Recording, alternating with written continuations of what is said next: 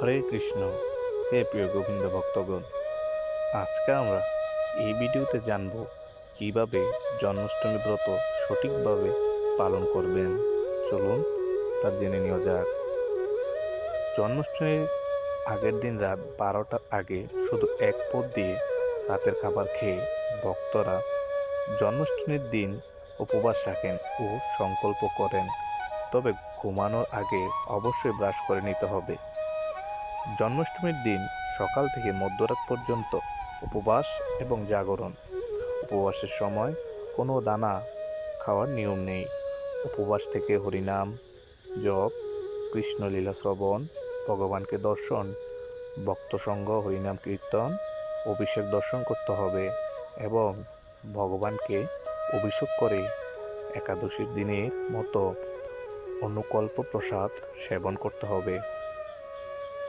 তবে যাদের উপবাস পালনের সমস্যা, অসুস্থ, তারা অবশ্যই দুপুর 12টার পরে শ্রীকৃষ্ণের কাছে মার্জনা প্রার্থনা করে সামান্য দুধ বা ফল খেতে পারবেন।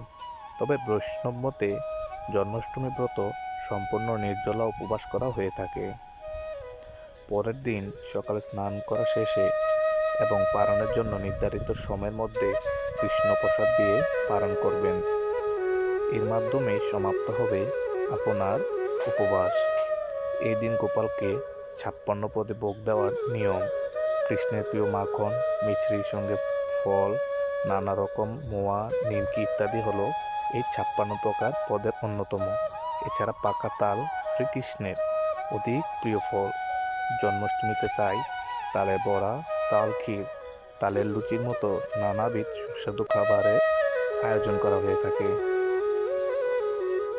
তো প্রিয় গোবিন্দ ভক্তগণ, আপনারা ঠিক এইভাবে নিষ্ঠার সাথে উপবাস রেখে প্রভুর নাম স্মরণ করে প্রভুর জন্মাষ্টমীর পূর্ণতিথি উপভোগ করে